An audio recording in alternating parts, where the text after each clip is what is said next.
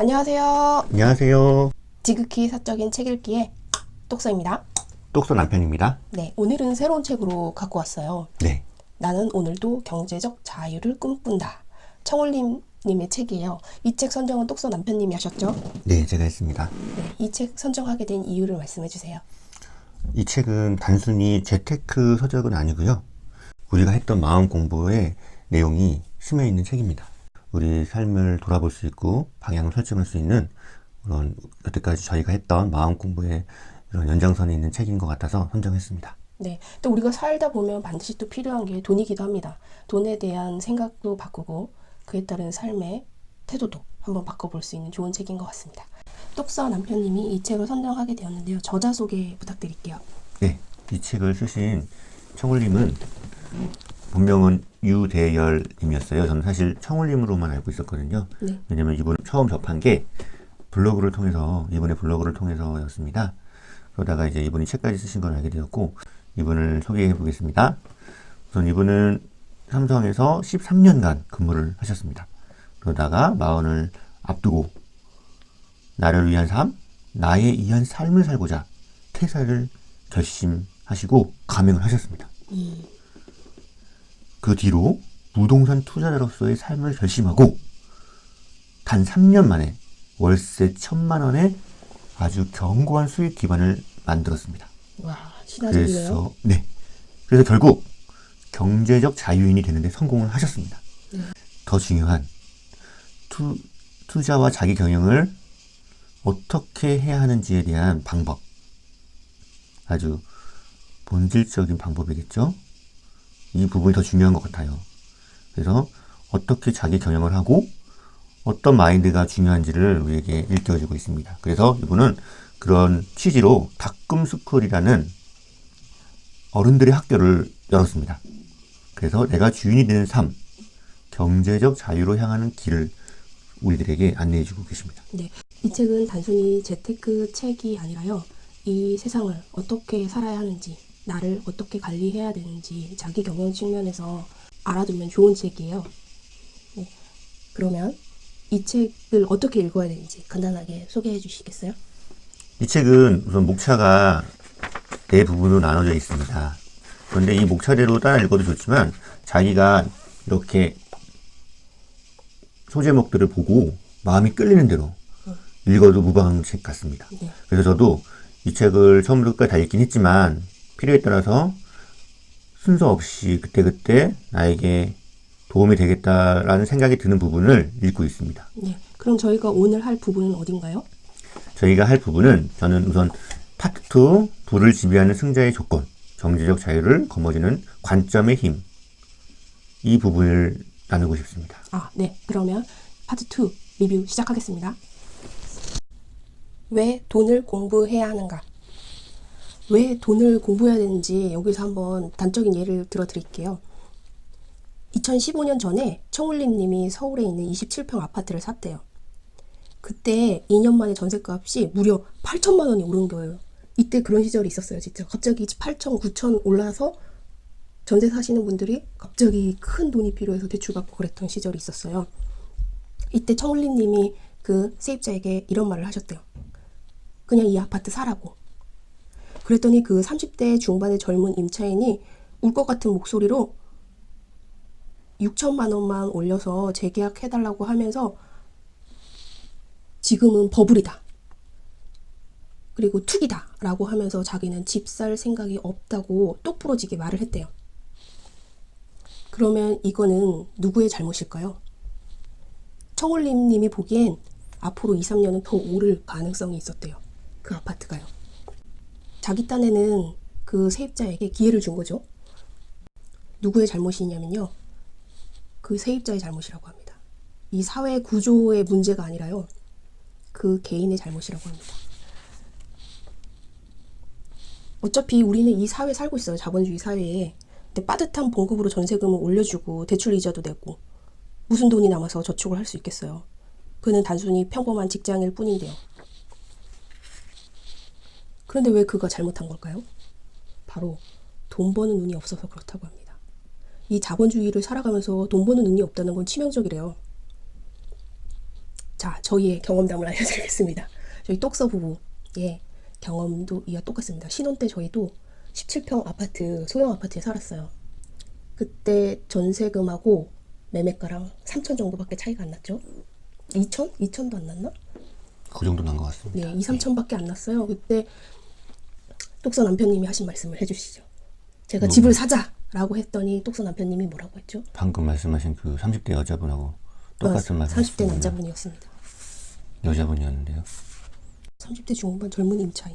중요한 게 아니죠, 그거는. 네, 중요한 게 아니에요. 그때 네. 아파트값이 너무 올랐다. 그리고 그 작은 평수가 그렇게 비싼데 오르면 얼마나 더 오르겠나. 저희가 살고 있던 아파트는 17평이었는데 똑서 남편님이 이렇게 작은 평수가 이렇게 비쌀 리 없다. 이게 최고다. 여기에서 우리가 사면 상투 머리 끝에서 잡는 거다. 그랬죠. 네. 하면서 저를 막 뭐라고 했습니다. 보는 눈이 없다고. 저평가된 걸 잡아야지 지금 오를 대로 오른 걸 잡아서 내려갈 일만 남은 줄 알았습니다. 근데 그 아파트가 지금 어떻게 되는지 말씀을 해주세요. 그때 가격 대비 한 1억이 넘게 올랐죠. 그랬죠. 네. 그 아파트를 저희가 샀으면 정말 1억 넘게 남길 수 있었는데 보는 눈이 없어서 돈을 벌 수 있는 기회를 버린 거죠. 여기서 이렇게 말을 해요. 그거는 돈 버는 눈이 없는 당신의 책임이라고. 돈 버는 눈이 없다는 건 돈 버는 방법을 공부하지 않았다는 거라고 합니다. 이 세상은 돈에 대해 알지 못하는 사람에게 간대하지 않다고 합니다. 그러면서 말을 합니다. 돈 공부는 탐욕이 아니다. 자본이 지배하는 이 세상을 살아가기 위한 규칙을 익히는 것뿐이다. 이제는 이 말에 동감을 하시나요? 네. 우리는 자본주의 시대에 살고 있어요. 반드시 돈 공부를 하셔야 됩니다. 돈은 생활이고 현실입니다. 돈 없이 살 수 있나요? 없습니다. 돈 앞에 솔직해져라. 청울리님이 이제 사람들하고 모여가지고 회식 자리를 하고 있었대요. 그런데 거기에서 최근에 부정한 로비 행위로 법 처벌을 받은 재벌 총수 이야기에 사람들이 다 재벌은 모두 나쁜 놈이라고 돈을 못 쓸 것으로 이야기를 했대요. 그러면서 한마디씩 했다고 합니다. 나는 그렇게 돈돈 하면서 살고 싶지 않다. 나는 필요한 만큼만 벌면서 살겠다. 그리고 친한 친구가 전형적인 금수저인데 물려받은 재산만 100억이 넘는다면서 지금 받고 있는 임대료만으로도 평생 먹고 사는데 부족함이 없어서 부러워 죽겠다는 이야기를 다른 사람이 했어요. 그랬더니 사람들이 그 금수저가 어떤 사람인지에 대해서 아무런 이야기가 나오지 않았는데도 하나같이 일면식도 없는 그 사람에 대해 부정적인 반응을 보였대요. 얼마 못 가서 재산을 탕진할 거라는 얘기. 그렇게 노력 없이 얻은 돈을 싫다는 사람도 있었다고 합니다. 왠지 저를 보는 것 같아요. 제가 어떤 사람이 부모님한테 유산을 많이 받아서 돈 걱정 없이 평생 살 수 있다는 얘기를 들었을 때 제가 이렇게 얘기를 했습니다. 그렇게 노력 없이 부모님에게 한꺼번에 많은 돈을 물려받았으면 그 재산을 관리할 능력이 없어서 얼마 못 가서 재산을 탕진할 거라는 얘기를 제가 했는데요. 이건 저한테 하는 소리 같습니다. 그래서 청울리님이 장난기가 발동해서 사람들에게 큰 소리로 말을 했대요. 내가 최근에 부동산에 1,000만 원을 투자해서 5천만 원을 벌었는데 한번 들어보겠냐고요. 그랬더니 그 자리에 있던 모든 사람들이 청울리님 주위로 몰려들었대요. 방금 전까지 돈, 금수저, 재벌 이런 거를 비난하던 사람들이 말이에요. 자, 돈에 대해서 당신은 솔직해졌나요? 지난번에 경제적 자유인이 되고 싶다라고 방송에서 공개적으로 말씀하셨던 떡수 남편님. 네. 네. 돈은 어떻다고 생각을 하시나요? 돈은 꼭 필요합니다. 그게 현실이고 생활입니다. 네. 돈에 대해서 우리가 이렇게 왜 관심 없는 척 하는 걸까요? 돈 하면 왠지 좀 추하다는 그런 인상을 평소에 우리가 하고 있는 게 아닌가 싶습니다. 네, 맞습니다. 우리가 어렸을 때 돈 하면 좀 부정적인 인식이 있었던 것 같아요. 네. 그러면서 사람들 무의식 속에 돈에 무관심해야 된다, 돈에 초탈해야 된다라는 사고방식이 머릿속에 박혀 있는 것 같습니다. 제가 그 부분을 다른 책을 통해서 한번 나눠드릴게요. 바로 이 책입니다. 백만장자 시크릿.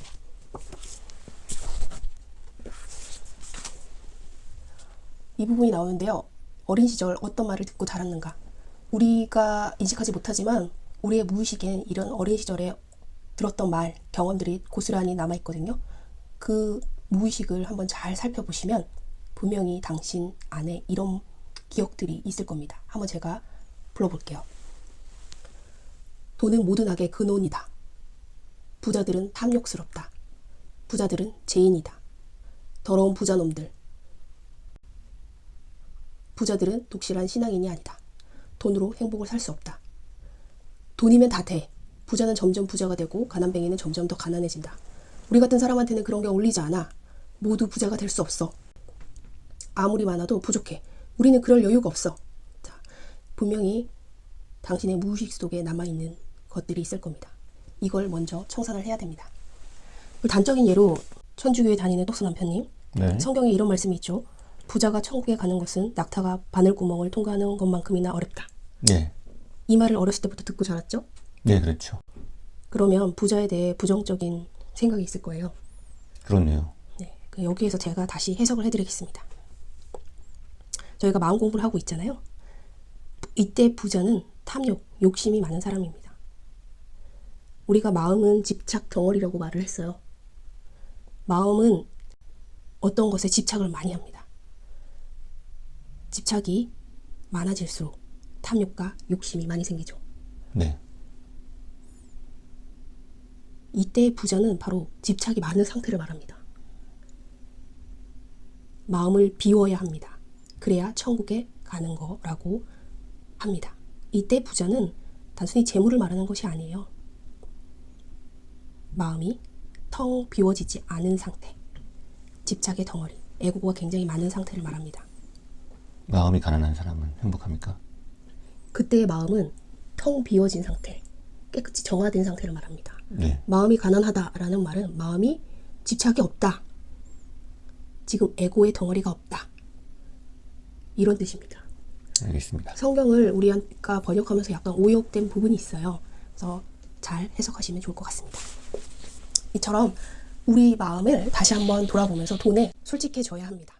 제가 똑서 남편님이 방송에서 경제적 자유를 꿈꾼다. 나는 경제적 자유인이 되고 싶다라고 말씀하시면서 정확하게 돈을 원한다. 난 더 부자가 되고 싶다라고 말씀을 하셨어요. 전 그거 굉장히 긍정적으로 봅니다. 그렇게 공개적으로 나는 돈을 원한다. 부자가 되길 원한다라고 말할 수 있는 것 자체가 자기 내면에서 돈에 대해서 솔직해진 거니까요. 솔직히요. 저는 부자가 되고 싶은 이유가요. 시간 때문입니다. 제가 부자가 되면 제 시간을 마음대로 쓸 수 있잖아요.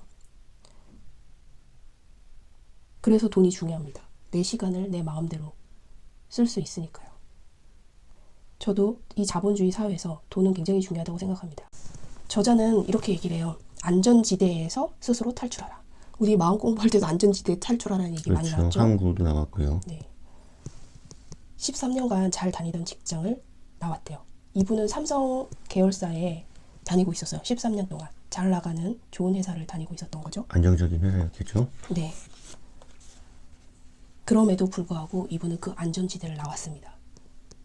나의 선택을 믿고 한 걸음 한 걸음 앞으로 나아가는 것. 어떤 위험이 기다리는지 모르지만 두려움을 누르고 저 미지의 세계로 한 발 한 발 앞으로 나가는 것 뿐이었다고 합니다. 이분의 스토리를 보면 이제 직장에서 누가 가로사를 한 걸로 알고 있어요. 그러면서 자기의 미래를 본 거죠. 내가 이 직장에서 열심히 일을 해도 나의 미래가 결국 저렇게 가로사거나 명퇴, 정년퇴직이라면 결국 나한테 남는 것은 무엇인가? 많은 고민을 했겠죠. 평범하지 않았던 마음이 단단했던 분이시기 때문에 이렇게 과감하게 결정을 할 수 있었던 것 같아요. 네. 누구나 하는 고민을 하셨고 네. 누구나 선택하지 못한 선택을 하신 것 같습니다. 네. 똑소 남편님은 지금 그때 하루 계획 제대로 네. 실천하고 계신가요? 네. 루틴을 정해서 매일 저녁에 점검을 하고 있습니다. 점검이 제대로 되던가요? 100%다 이렇게 실천하는 경우도 있지만 간혹 몇 번씩 빠지는 경우도 있고요. 하지만 계속 꾸준히 그걸 점검하고 습관을 들이려고 하고 있습니다. 네. 청울리님은 이 회사를 나오고 단 한 번도 5시에 일어나지 않은 적이 없다고 합니다. 항상 5시에 일어났다고 합니다. 심지어 2시에 자도 5시에 반드시 일어났다고 합니다. 그만큼 독하기 때문에 그렇죠. 이렇게 성공할 수 있었던 거죠. 네, 맞습니다. 네. 독하게 하래요. 자기 관리가 네. 굉장히 중요하겠죠. 그렇게 부자가 되려면 철저하게 고독해지고 독해야 됩니다. 결국에는 자기 관리가 핵심인 것 같아요. 회사를 다니지 않아도 새벽 5시에 매일 같이 일어나는 습관. 제가 똑서 남편님이 매일 하루 계획을 실천하고 있느냐 물어보는 것도 이런 자기 관리 측면이에요. 자기 관리를 얼마나 잘하고 있는지. 그게 습관을 들이는 방법이고 그 습관이 결국엔 무의식을 지배할 거니까요. 돈에 대한 공부뿐만 아니라 이렇게 자기 관리 측면이 참 중요합니다. 네, 이렇게 자기 관리를 잘 하시는 분은 어디서나 성공하는 것 같아요. 이 방송을 들으시는 분들도 자기 관리를 잘 하는 하루하루가 되었으면 좋겠습니다. 이 책 리뷰는 4번에 나눠서 할 거예요. 오늘은 여기까지 할게요. 똑서 남편이 오늘 어떠셨는지 말씀해 주시죠. 이 책이 굉장히 재밌고 또 유익하게 읽었습니다. 그래서 제 그런 느낌을 잘 전달하고 싶고 그렇게 하기 위해서는 또 저희가 준비를 많이 해야 되겠죠? 네, 다음번엔 똑서 남편님이 진행을 해주시죠. 한번 노력을 해보겠습니다. 네, 다음에는 똑서 남편님이 진행하는 방송 리뷰를 듣게 되실 겁니다. 감사합니다. 오늘 여기까지 할게요. 안녕.